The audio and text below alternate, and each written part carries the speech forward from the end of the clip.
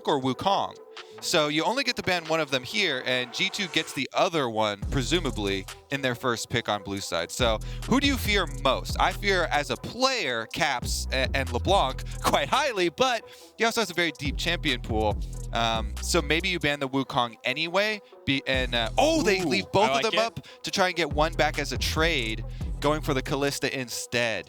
And I think the big thing is that the Wukong, to me, because he's in a jungle, feels like a difficult champion to answer, whereas we've seen across the world, there are tons of LeBlanc answers. Obviously, a great LeBlanc will outplay a lot of those answers, whether it's Lissandra or Karma or whatever, but Wukong does feel like a difficult pick to deal with. I like that EG left open two powerful picks. Jojo LeBlanc, though, I'm not sure. If Caps goes to Lissandra, I think you're feeling pretty happy. It limits his carry impact heavily, even if it can still be a playmaker. That said, Wukong, easy first lock-in. Ezreal would feel like the safe pick. Would love to see that instead of the Jhin. I understand why people are picking Jhin. I understand the Umbral utility, but Ezreal feels so powerful and it's still so safe. Yeah, coming into this stage, that was one of my big goals looking forward, was to have the rising priority on Ezreal kind of actually show up on stage, and it really has here for a Rumble stage. I feel like this champion has really good power spikes for the current stage of the game, with everyone doing the Trinity Force now into Muramana. As soon as you get that Muramana and the constant ultimates coming out, vision checking, stopping objectives, stopping recalls. These players, first place teams of all the regions across the world, have been so good at utilizing the map presence of this champion as well.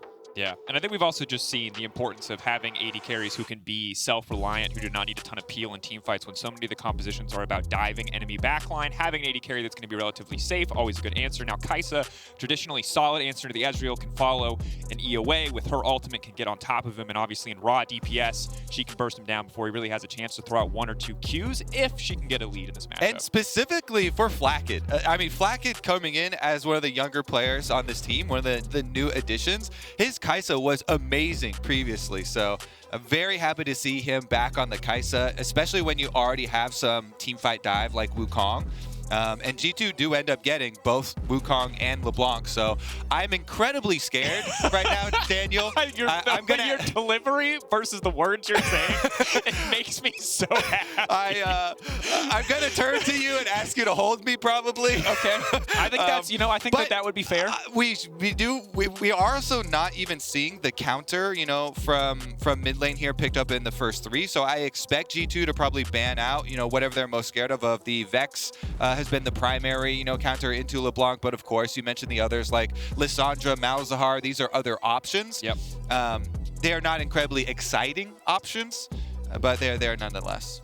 And I think it's nice that they have the Lee Sin, at least on the side of EG, so you can expect to have the more powerful early jungler. So if they do get a champion that can win out in the early matchup versus LeBlanc, you'll have the stronger mid-jungle duo. That said, in terms of raw power on paper and isolation, LeBlanc, Wukong, very, very strong. Now, don't get me wrong, Leona Ezreal, solid lane. Lee Sin, solid, strong jungler. But when you look at the quote-unquote meta tier list, G2 just feel like they're a little bit ahead when it comes to this draft. And certainly, some of these support bans are going to maybe set up EG's bot lane for more success. But it also means that Caps gets free liberty to ban away any potential LeBlanc counter picks. And I think these support bans are really, really smart, even though they've already locked in the Leona, which has pretty good lockdown versus the Rakan.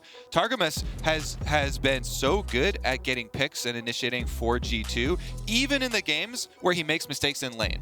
I love it when you see these players that can shrug off mistakes they make early in the game and then still come up huge later.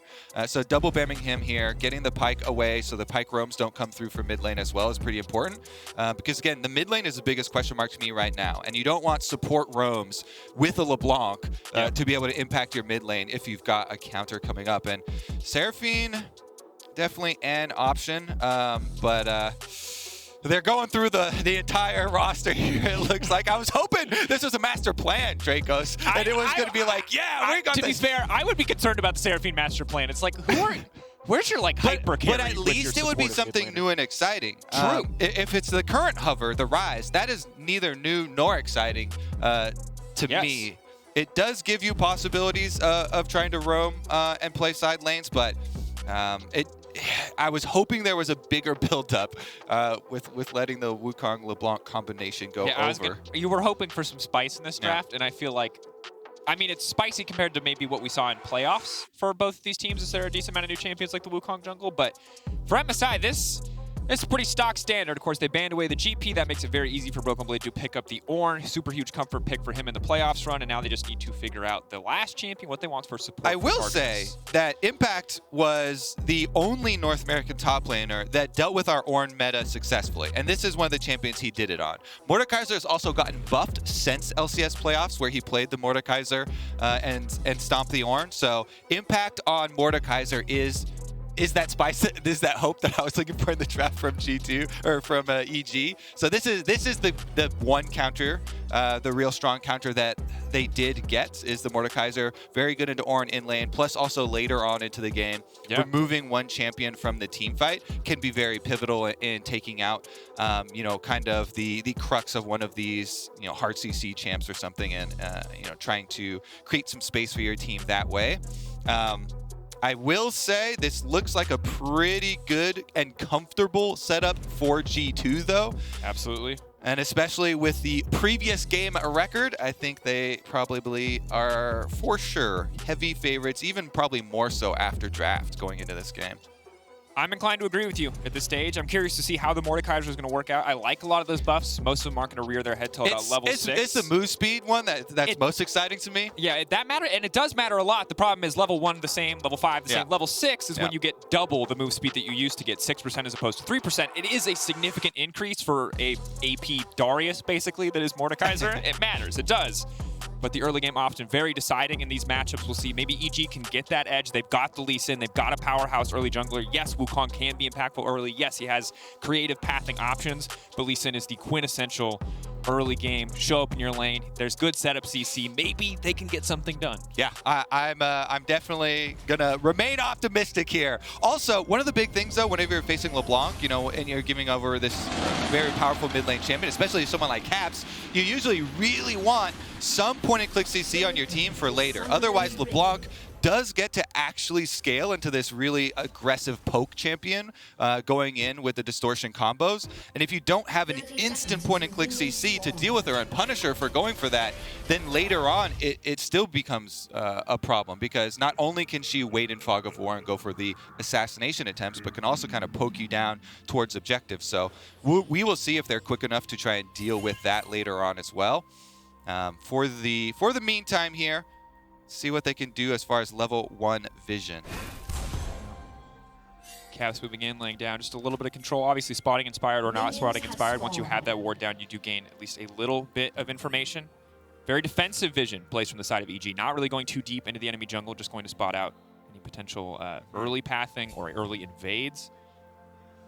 I'm wondering how spicy bot lane's going to be honest with you. We've seen a lot of early level 1, level 2 kills. Danny and Vulcan, you know, have been they get a little over aggro, I think, sometimes in lane. And I think Targamas and Flakked, it was a similar story against T1. Well, G2 did ultimately win that early laning phase. Very explosive in a way that was not very G2 favored. Yeah, and you know, as well, it's going to be heavily influenced by what does happen around the mid lane and mid prowl for either of these champions roaming around. LeBlanc, of course, if LeBlanc gets an early lead, gets to have a huge effect on it, but Ryze as well. For Jojo, Jojo has played a ton of Ryze this season and roamed excessively to both sides. And EG, with this setup, if we compare the team comps, of course, they want to try and play sidelines. They want to try and spread the map. You know, they've got Mordekaiser, one of the best at split pushing, because you can just ult someone when they come to gank you. Yeah. Try and get your at least one for one, and then sometimes you can even pull out 1-for-2 opportunities if you win the Death Realm and have enough health left. And Ryze, of course, on the other side. Meanwhile, G2 kind of become classic for them is turning into the team fight. But here's the first LeBlanc Wukong combination. Cat sweeping forward. Chain set up, locking down Jojopyun, locked down under tower, not flashing yet. Walking away with his life. Maybe forced to burn the TP here as the wave is pushing away from him. Yeah, pretty efficient gank there from Jankos. Doesn't waste very much time, so it's always really nice to go for early ganks towards LeBlanc lane, even if you just get the health lead, because it helps out with managing the minion waves. And Caps has it in his lane pushing towards him, so denying minions to Jojo, as Jojo had to go back, refill his potion, get some health back here, and get his early teleport on cooldown. Has Spellbook, so we'll still be able to have some combat effectiveness shortly here, but it's going up against the electrocuted Caps, so we'll see who comes out in these trades. For now, Cap's going to be pretty content to sit under that tower, farm up the wave that has been pushed into him. Jojo has to find something to do, basically. He's going to lose it. Not really have a lot of effective time here at that inconvenient back time. Wards around mid lane going to be pretty big as well. We mentioned before, support roams up towards mid, so you always look at this this highway between mid and bottom lane, that river, to be used very heavily. And so you see both teams focusing pretty early on, getting wards through that river, so they can try and protect their respective mid laners. Still holding on to both flashes, though, as you said, after the early gank was only dealt damage. Yeah, and it's good that you highlight that pathway, because so many of the early games between these two teams were decided by roams from Targamas into the mid lane. 3 people going in, collapsing on Jojopyun. That said, Impact continuing to push forward, already building up a CS lead, sort of as expected here early on. Mordekaiser obviously very oppressive in the 1v1. Broken Blade blind picking the top laner that he just feels comfortable with to survive here. One item really where it's going to get a little bit more difficult for Broken Blade. But for now, can just weather the storm. 2 pushing lanes currently in favor of EG. See where Inspired wants to put his attention. Not really a great place for him to gank at this exact moment. That said, Impact, I think, has been the strong point, really, for EG across this tournament so far. He and Inspired both feel like the rocks for the team. But that might be in jeopardy now as Jankos goes in. The pull back, instant kill coming out there. First blood, little overconfident on the top side. Lost track of Jankos, did not expect the gank. I mean, that was just really well played by G2. I mean, that gank right there, the timing on the wave, position right in front of tower for Broken Blade, and the flash coming out from Jankos. As soon as you get that long range Q auto in the air, it's going to land. And so they catch Impact with that damage as he flashes also. Now the Mordekaiser with no flash, immediately going to teleport back to lane to try and shove that lane back into tower. I think that was just incredibly intelligent gank timing from Jankos. Just out of Fog of War, W up invisible, then flash forward just for the burst damage. Perfect timing for them. And trading jungle flash for top lane flash up there too, right before Mordekaiser hits level 6. Before you have that opportunity to be able to get yourself out of ganks kind of free by just ulting the jungler and 1v1ing them. Have a 1v1. That window was getting very small for G2, and they snuck a gank in right before he gets to level 6, right before he pushes the minion wave in. And that was just perfect timing from them. And again, credit to Jankos. He was a monster in the games yesterday, especially in the Diana game. And I think that he's been playing super well so far in the early game. 2 successful ganks, one in the form of a kill, one in the form of a burned flash. Staying even in jungle CS with Inspired, waiting, wanting to see more from the Lee Sin. Obviously, level 6, playmaking gets a lot easier for the Lee Sin, but the same is definitely true for the Wukong. Even easier for the Wukong. He doesn't have to line up a good kick or a good angle. He just pushes R and he goes at you really fast. And there's not a lot of counterplay to that one when the Wukong is ahead. Wukong is very good at team fighting with the ultimates. As well, pretty good with all of the other champions with being able to stack up armor. So bottom side skirmishes, pretty effective for him. It's double AP solo laners for G2, or for EG, so not going to have extra effectiveness there. But again, as soon as Mordekaiser hits the level 6, all of a sudden, ganks up towards the top side, way less effective. A lot harder to pull off because he can just turn them into, basically making time for the rest of the team by ulting one of them. So nicely done. I don't think we'll see a lot of extra time now from him spent up there. Yep. It was a peripheral issue from Jojo, but it looks like it's been resolved as we have now gone back into game. Something to track is if the gold stays pretty close, as it has in this case, only about a 500, 600 gold lead for G2. Bit of a fight going out here, though. Impact. Good damage in the sustained fight. Conqueror procced, passive procced. Broken Blade hitting level 6 first, though, is going to be big. That's the knock-up right back into the Ram Horn. Good shield comes in from Impact. Extended trades, again, usually favoring Mordekaiser here. Broken Blade taking his level advantage, though, and trying to get something a little bit more out of it. Impact, how close is he to 6? That's going to be the big question here. Exactly. They're brawling next to the minion wave that's dying. Bottom side, they do get Dragon for G2, but Impact focusing on minion wave here, trying to get to his level 6. Broken Blade knows, though, he's not too scared because he's got flash advantage from the gank.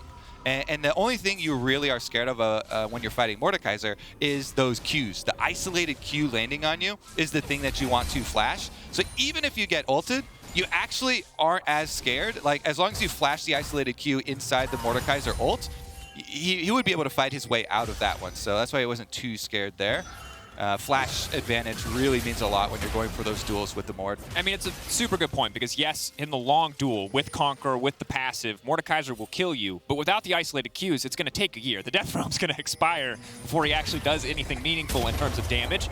Broken Blade, though, maybe he's going for a cancel on the base here. Caps on the way up. Knockup already connecting. Fullback is there. Impact in the area. Inspired, rather, in the area. Is Impact pulling Broken Blade in the Death Realm. Really his only option. Flash back over the wall. Impact trapped in his own Death Realm. Oh, it's not where you want to be. Here comes the monkey. Ooh, and that, again, that's how I set it up. That is all off of the first game from Jankos. That's why that game deserves so much credit from him, getting it in before the level 6, burning the flash of Mordekaiser. Then you're not scared of Mordekaiser at all. Broken Blade knows he can go stop his back. He can bait him into staying around there. They get the ult out, and then everyone else just left around as soon as he exits the Death Realm. Just flashing over the wall there. Really, really nicely calculated here from G2. They're basically taking all of your options into account, and then one-upping you. So nice roam as well. You could tell Inspired was kind of hanging around, but they didn't really want to have to fight this. Again, Broken Blade knows he's got the trump card. He's got the flash. Nothing really spectacular actually happening. I guess we can look at the mini-map now, because I already saw this whole thing live. I'm taking a look. What do we miss on the mini-map? Oh, it looks like Jojo puts the midway just like, no matter, like we got a LeBlanc in the game, we got a Ryze, Lee Sin as Wukong. You can watch so many different crazy fights, but Mordekaiser Ornn will just never be one of them. Well, especially that one, which we got the full thing the first time around, and so you know exactly each step that's going to happen. Here we go, though. Kick goes in. Oh, that's going to be the steal. That's big. Can he pick up the eye as well? He's getting locked down. Someone's going to grab it for sure. Vulcan now going into the midst of the entire team. Inspired already taken down. Impact decently strong, but could get burned out very quickly. Shield might not be enough. Caps going invisible, but it looks like he picked the right one. One more obliterate. Does he have it? He does not. Caps on the edge, but he takes down Impact. Jojo running for the hills. Targamas. Oh my goodness. Caps there just on outside of the Mordekaiser passive, waiting, doesn't get burned down. The extra kills here over to G2. In the end, Vulcan was able to go pick up the eyeball after Inspired went in and got the smite on the Rift Herald. So they acquired the Rift Herald, but at a pretty hefty cost for them. As far as both the gold given over for the kills, but also the map presence after. You can see before we went into this replay, Broken Blade went up and pushed the top lane into tower as well. So there will be missed minions in addition to these extra kills that we see picked up. And man, that chain proccing kept the Mordekaiser just at a distance. Caps does not go down, and G2 clean up the rest of the fight. Plus, again, Broken Blade was able to push in. He got the reset off now as well for the Ornn. Caps, the LeBlanc getting those kills again is huge for G2's game plan. There's not a great point-and-click answer to this LeBlanc. It's kind of hard for a Ryze combo to get off on him and root him in place quick enough if the LeBlanc is fast, and Caps is definitely fast. So looks like they will be building towards their big team fights. You know, the Dragon picked up pretty early as well for them. Only 1 minute left on Dragon number 2. So G2 probably going to try and continue stacking those so they can bring, you know, the Wukong, the Ornn to those big fights. Yeah. Obviously, there's a situation where EG, if they're a little bit more ahead in this early game, play a much more comfortable 1-3-1, can split the team up, and maybe the Mordekaiser fight can work out here. Realm Warp now coming up. Broken Blade going to get some unexpected company when he finally leaves the Realm Warp, or rather the Death Realm. But so far, still, he's just running. BB, the Q flash on the edge. The darkness going to finish him off, but Caps. C1, Inspired on the way up. If they can take Caps' shutdown here, it'd be big. 150 extra gold would not hurt whatsoever. 1K deficit. All that stands against EG as Caps starts to run. Distortion, fallback option will fade away, but Caps more than mobile enough to just walk out of that one. And he doesn't even lose any minions, Daniel. He goes back around. Okay, the cannon goes down there, but he wraps around for the minion wave as well. G2 not getting anything on the bottom side of the map, though. That's the scarier point there for EG. They left Danny and Vulcan in a 3v2 scenario. Does mean Dragon number 2 that we were setting up gets picked up immediately, so that Dragon stacking for G2 will become an issue, especially because they do have so much CC for their team fight setup. Broken Blade this time around doesn't have a flash. Also has the arrival of a Ryze Realm Warp. Love it. Even in the Death Realm, getting a little taunts off there as he tries to walk away. He gets multiple flashes and ults on him In the end, though, they do get that killed. I wonder, I didn't quite see if they got any turret plates on top side. Looks like they did not. Caps cleared out the entire minion wave, so no damage done there either. Ooh, difficult situation, too. Obviously, first Herald, you would love to use it to break an entire tower. It's just going to be the 2-plate Herald. Not going to amount to too much there, but shout out to the Mordekaiser buffs. Just barely able to run Broken Blade down, courtesy of 3% extra movement speed. Let's go. All right, Ludens is the first mythic, and it's on the LeBlanc. Who's Caps going for, Daniel? Because the problem is, Danny and Vulcan have done no wrong, but they will pay for the sins of their teammates because that 2-0 LeBlanc is going to become their problem very quickly. Yes, Danny is mobile. He's got a little extra health with the Kindle Gem. The exhaust is the only thing stopping him from being #1 on the hit list, I think. Yeah, I will also say, as a jungler, you're also always worried about, early LeBlanc mythics and power spikes. Now, he's pretty close to getting level 11 as well. Rank 2 in the ultimate for LeBlanc, plus your Ludens, is so much burst damage. So Inspired also has to be very wary of that LeBlanc. Here he is, camping, just waiting to use it. Oh, and for EG, it's so hard. Jojo playing with the right amount of respect, the right amount of caution. Not sure if they saw G2 moving in or if it was just Jankos that they saw, but ultimately, if he had walked into that bush, it might have been very difficult. Caps, though, unafraid. It looks like he is going to try to connect the first chain. The kickback, they're going to burst him down instantly. Well played by Inspired, firing back. Caps a little overconfident playing with fire, and he does get burned. All right, let's see what they can do with it here. Inspired going for the invade on bottom side. Of course, they've got Impact soloing on top side. Bottom isn't going to get much in the way of summoner spells, and it will be at least Raptor Camp. Goes on the retreat. Single Raptor Camp cleanse on the bottom side, as you highlighted previously. Targamas now locked up. A lot of chains. CC Rum Warp coming in. Jojo looking to make his presence known on the bottom side. Nautilus going to hook out to safety. TP now coming in to dissuade the dive. Targamas blinking health bar. Jankos 1v1 versus Inspired. Lee Sin surely has to win this one. But the second out stack, the clone to block the Q is massive. Jankos now feeling confident. He's flashing back in. He knows he can win this one. But the heal coming in from Jojo. Summoner Spellbook saving the day. Jankos trying to get this out. Caps on the way back in. Can he pick up the rest of the kills? They're moving away. They're body blocking. He cannot connect to chain. Caps getting absolutely outplayed. EG, the team play, phenomenal in that skirmish. The Gore Drinker from Inspired and the body block from Jojo. They combined to keep the Evil Geniuses jungler alive, and this game just came alive, okay? G2 have double dragon stacking. They also have a decently scaling team fight waiting for them, but EG just got a bunch of money. Jojo now at the top of the ladder there. That finishes up the Everfrost. He's got stopwatch available for consecutive plays as well. And while Caps may be a little over-aggressive, Jankos may be a little over-aggressive in that instance. They may look to temper that aggression. That said, the Ryze, it wasn't special, it wasn't fancy, it wasn't a crazy pick out of nowhere, but it's a pick you highlighted, a pick where Jojo feels comfortable roaming. He's been top, he's been bot, he's been across the map in these plays. It was his heal that helped keep Inspired alive. And I gotta say, Jojo's impact on this game, despite being against what was moments ago a 2-0 LeBlanc, has been good to watch.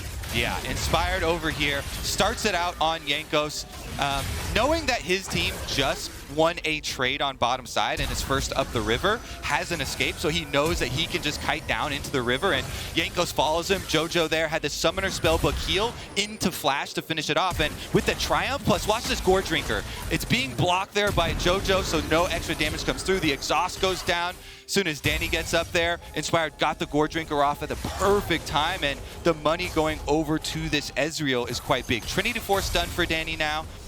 Just slowly plugging away on that bottom side, stacking up the tier pretty quickly for his Muramana as well. So Evil Geniuses now, their hopes for that dream of the split are alive, because again, their champions really excel in 1-3-1. Jojo, most played champion of spring was Ryze. So like you stated, it's not new, it's not exciting, but it is definitely comfort for them. And if they can get a Mordekaiser Ryze split push game going for themselves and try and pull G2 away from this dragon stacking, then that would definitely be, they're out in this game. G2 though, 16 seconds left on this dragon. I wonder after that last fight if they can actually keep up the pace. It is going to be a little bit difficult. Would definitely like to have level 11 for Jankos and Broken Blade. Broken Blade just going to tick over, but difficult for him to come in. He's going to TP down here. Impact has a TP of his own if he wants to come to this fight. Team fights are where Broken Blade has to make his impact. He's going to slowly but surely lose the 1v1 as Cap starts to poke. Also, EG. if impact comes, remember Mordekaiser can ult a jungler so they can't smite. if they really wanted to make sure they could get it, he would have to get in there and ult Jankos. Lee Sin Q, hard to steal away from that. Targamas now locked up. Jankos making his way out of the pit, but he's been locked down. It doesn't look like he's going to get a second ult charge off. Just barely managed to do it. Inspired, kicking Caps out of the pit. Dragon still standing. EG pushing forward. Impact managed to take down one. EG, this is their fight. Flakked running for his life. He doesn't have any mana. He's going to try to Hexgate out. Inspired, barely. Pushing for more. Inspired's hungry for it. The flash over the wall. Inspired, no ward to hop to at this stage. EG getting a dragon. G2 still backing away. Caps waiting over the wall. Big damage. Instantly going to delete his support. It's like Season 3 all over, baby. Impact, though, firing back. That is one beefy Mordekaiser. Broken blade forced to flash out to safety. Inspired on the backside. Flakked. Red buff, but no mana. The exhaust now comes in. Danny leaping back in. It's Madness with the shield just barely keeping alive. Danny manages to survive. He's blinking. Lee Sin, what a hero. Inspired with the safe guard. Keeps his AD carry alive for now, but they're not done yet. Hex gates are so fun to watch. We've had a ring around the rosy over this dragon pit for a good 5 minutes. My goodness, the Hex gate chases. Whew. All right, it's not done. It's not done. They're still chasing him. Never stops. Jankos going in. The fun never stops. EU versus NA. You may see the result 4 times in a row, but number 5 can still be exciting. And that's why we play the best of 9. That's why we play the best of 9. That's what I like to hear. All right, back to the split push there, though. Ryze, Jojo does get the top tower. The outer tower going down, all in accordance with that split plan there for EG. So they do have some more room to work with. They also critically put a stop to that dragon stacking. Impact did not actually go for the ult on Jankos. He ulted Targamas instead because Jankos had already been chunked out of the fight, and Jankos could not get back in for a dragon smite anyway. So I like that option because he removes one of the big CC openings for G2 for that team fight. It's one of the big reasons why EG were able to chase them down. They get a big early lead on that frontline health, and removing that CC and that ultimate were such a huge deal. Impact deserves so much credit here. So let's take a look. Again, with the dragon damage on Jankos, look, he's 50% already. He gets chased out of the pit. No W. Vulcan is on him. So Impact says, great, Jankos is going to die. I ult Targamas. And then there's only 3 other members of G2 here that they have to deal with. The flash forward, Danny jumps into the rest of the team, and then Inspired and Flakked with their Hex Gate chase up on the top side does end up getting another flash. This is where G2 get one back, though, because EG split up too early. This often happens when you win one of these team fights and you have the numbers advantage, but you give up your numbers advantage by splitting to take too much at the same time. Inspired had gone top, Danny was pushing the minion wave, and they lose out Vulcan there. Then all in on Flakked, they go with the exhaust, Danny barely living, and it's the safeguard after safeguard from Inspired, keeping him alive, even with the corrupting potion, burning him down. So close, and yet they keep him upright. And in a world where there's a fed LeBlanc and a reasonably fed Ryze, I did not expect to see top laners topping out the damage chart, but there it is. Broken Blade and Impact certainly letting their presence be known, and that fight is Baron saves Shelly. Despawns. Sucks for G2. Of course, EG building a gold lead. They're behind in Dragons, but they're leading in turrets. Decent gold lead for themselves, about 1.5K now as we crest the 20-minute mark. Baron on the table, but neither team, I think, strong enough yet to try to force it. And Kobe. Optimism. It's coming. I mean, it's just more fun to watch, you know, when they're so competitive like this. Yes. And also when they're trying to play it different ways. You know you've got this big Impact Mordekaiser looming over your head as G2, and Impact has been outstanding for EG during this tournament, even during LCS playoffs, one of the biggest you know, components contributing to their victories. And now this level 12 Mordekaiser, split pushing menace for them. They've got the top outer tower done, mid outer tower is already done, and bottom is soon to fall. So once they get this outer ring done, they have got so much more room to work with and try and pressure down this G2 team. Plus, Danny being on Ezreal, the more mobile AD carry, gives him a lot more survivability versus something like LeBlanc. So we'll see if he can keep his distance. Yeah, and similarly, the Maw coming in for Inspired, big deal. Now that he has that, he can't ignore the LeBlanc. She has just completed a Void Stab. She's still powerful. She's still going to be frustrating to deal with, but is no longer the fear of just randomly getting one shot in the jungle as it was earlier in the game when Caps was pretty far ahead of the rest of the opposition. And now we do see Jojo, the classic, despite the nerfs, still opting for the tankier Ryze build, 303, getting closer and closer to the Fimble Winter. And it looks like probably Frozen Heart going to come out as well. So is going to mitigate a lot of what Flakked and Jankos want to do in these fights critically. They also brought Impact down towards this dragon as it was spawning. So I think even the time that it takes him to walk back up towards top side is going to be enough for G2 to take the top turret. So this dragon will be traded in for this gold of the top tower for G2. Because the dragon stacking was already broken, the streak there is already broken on number 3, G2 suddenly drop huge priority on dragon. They no longer have this early timeline leading up to the soul and would rather get the money split pushing on these towers here. So EG do get dragon number 2, yet outer tower and 50% of number 2 go down. And I love this too. Confidence from Impact to step forward there. Again, one of the unique strengths of the Mordekaiser. Another champion maybe gets dived in that 2v1. Maybe he has a hard time. Mordekaiser, point and clicks, he wants his 1v1, he shouts it out. It's not even a 1v1 because the turret still helps. It is a true 1v9 champion because you do not need, nor do, in some cases, you don't even want your team right near you. So definitely does quite well on its own. Also can have big impact in the team fights though. Yeah. As we've stated, especially if you are able to ultimate the correct champion. You know, Vulcan here though. In no man's land, thought he was safe, thought they had recalled, thought they were gone, but G2 waiting in the darkness, find their pick, and suddenly pressure is on the top side of the map. You got the rest of the team moving to respond, pushing in the mid lane as well. EG need to be quick on the response. There's that LeBlanc burst damage we all know and love on supports especially. As Jankos also used the ultimate there for Wukong, doesn't mean they won't have the cooldown if there is a chase down fight in the jungle leading up towards Baron, but not going to be the case as G2 are happy to take their kill golds and just retreat afterwards. Yeah, don't want to overextend there, don't want to overcommit. Ezreal just going out, maybe hoping to cancel it back, get a little bit more information as the TP is going to go down to the bottom side. Important to note, QSS does come in from Targamas, so that easy option to mitigate a lot of the upfront CC that G2 can bring to the table when Impact ults him. Not as viable, no longer on the table, and it's a similar story as Flakked has delayed a third item to pick up a QSS of his own as well. Yeah, some pretty important items. You know, the stopwatches and Zhonya's also very important.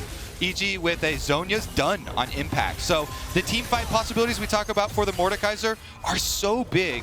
You know, with the added survivability of Ultimate, plus then you have Zhonya's as well. Like, Impact can just completely chat it up, run straight into the team, grab the Ultimate, take someone down, go for his Zhonya's, buy so much time. He wants to be the point man for this fight. He actually doesn't even want Vulcan to be the first one in there because we saw how quickly Vulcan will blow up. Impact is going to take quite a significantly...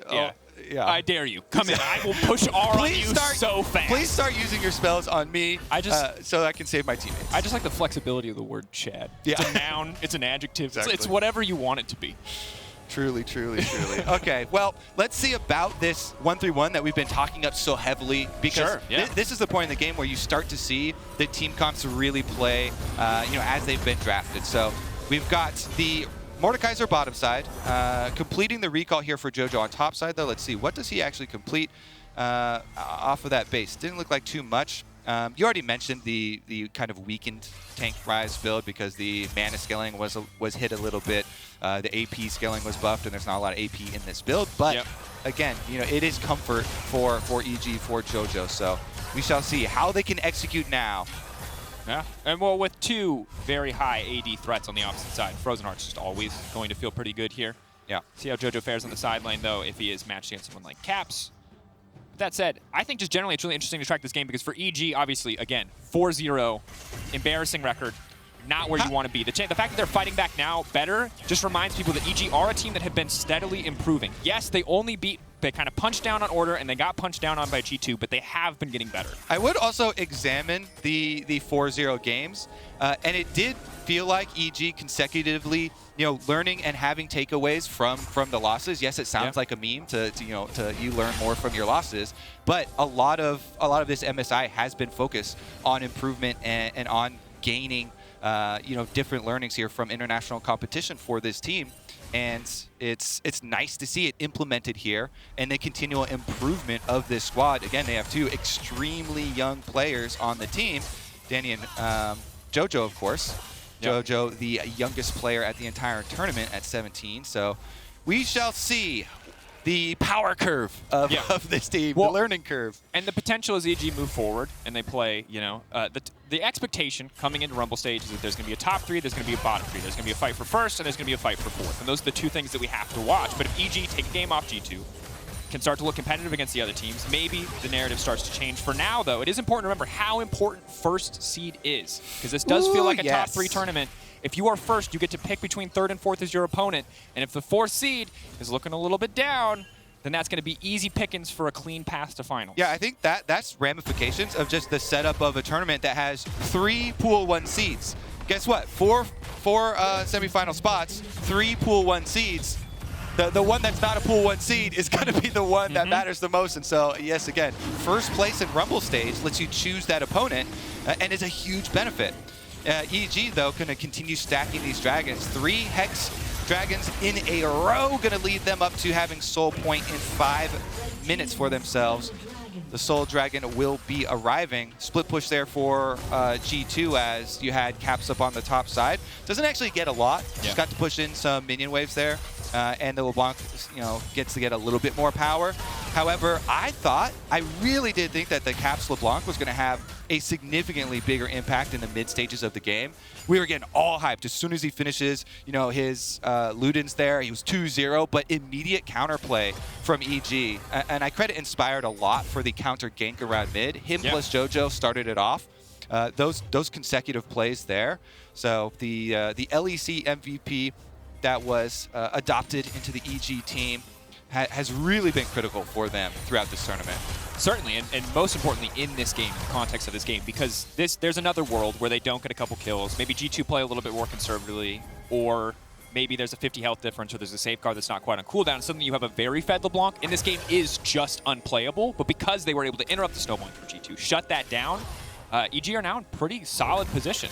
It's one of the reasons why Lee Sin never truly falls all the way out of the meta. Every jungler, literally every jungler has played Lee Sin, okay? Even if it's one time and you decide, okay, I'm a bad Lee Sin, and then you don't play anymore, everyone's got to try it at least once. And all of the pro junglers will always have it in their back pocket because it's such a versatile champion.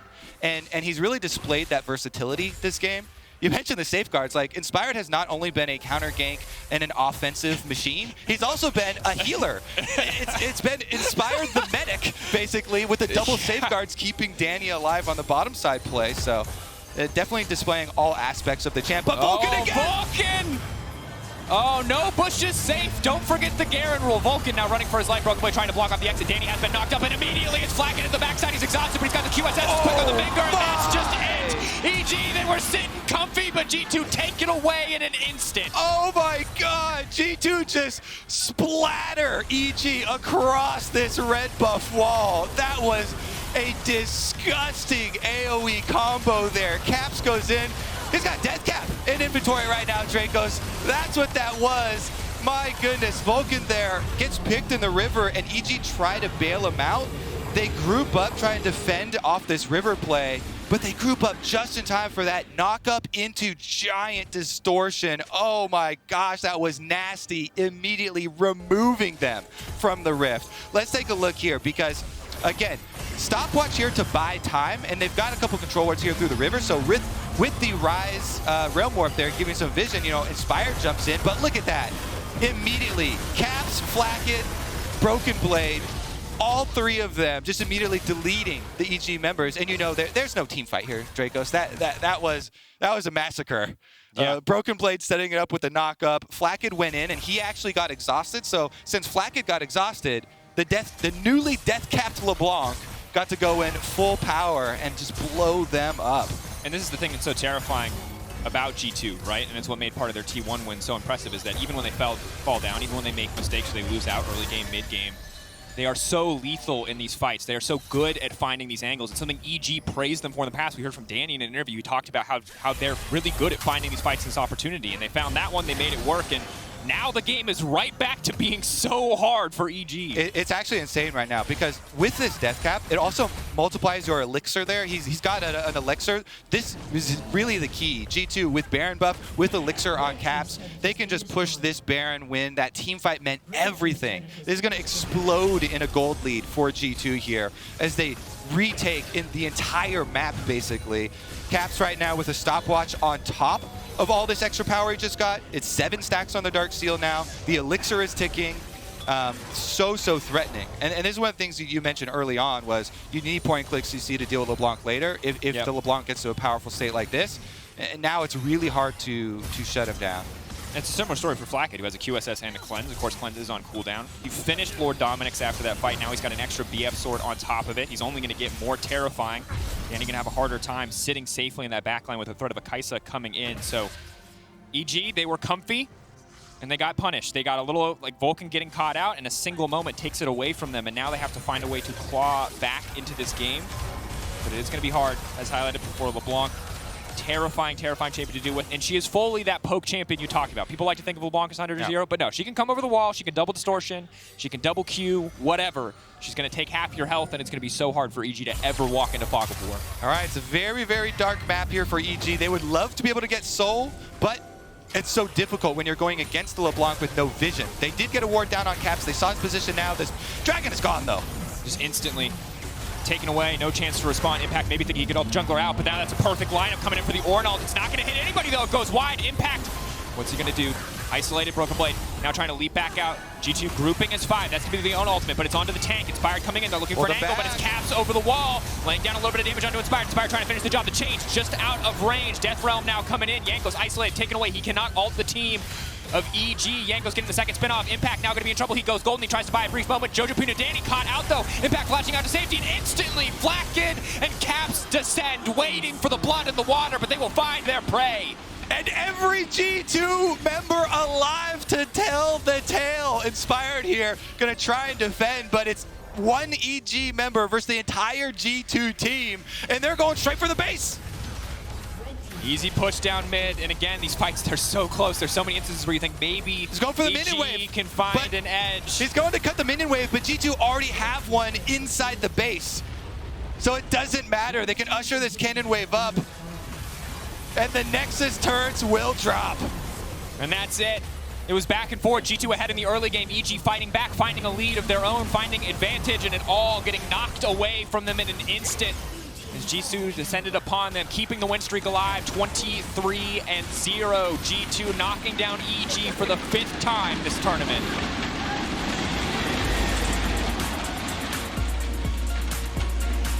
Definitely a fun one there. Yeah. Nice back and forth towards the mid-game. And yet G2 continue their undefeated streak. It's 23, keep the count going. And it's one of those things where it's so frustrating to play against a team like G2 because you can't count them out. There are so many teams where you get a lead like that, you play slow, you play steady, you play controlled. They never find a way back in. But then it's randomly Jankos and Caps hiding in a bush for 30 seconds longer than they're supposed to. Or Vulcan overstaying for 1 second and his teammates trying to help him. And those little things, those tiny decisions where against so many other teams you wouldn't get punished, or it wouldn't be a big deal, or maybe it'd be a small loss, turn into catastrophic losses against a team like G2. Yeah, it's seeing